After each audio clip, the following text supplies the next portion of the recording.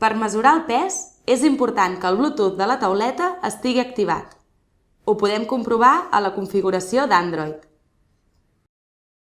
Per sincronitzar la bàscula, la posem en marxa prement un dels 4 botons d'usuari. És important que cada persona faci servir sempre el mateix número d'usuari.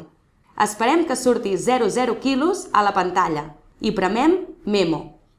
Aleshores podem deixar premut Upload.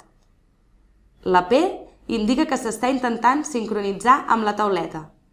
Ens hauria d'aparèixer HBF206IT com a dispositiu disponible. L'escollim i esperem que es connectin.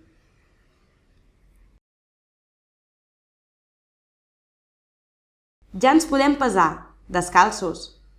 La bàscula triga uns moments en mesurar la composició corporal. És important no moure'ns fins que no apareixi de nou el pes a la pantalla.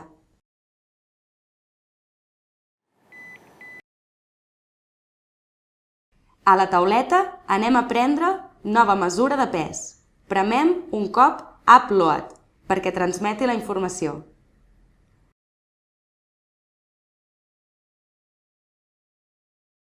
A l'apartat històric podem veure la informació de les últimes mesures, per dies,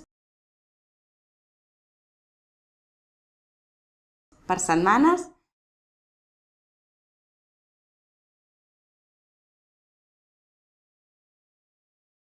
les del mateix dia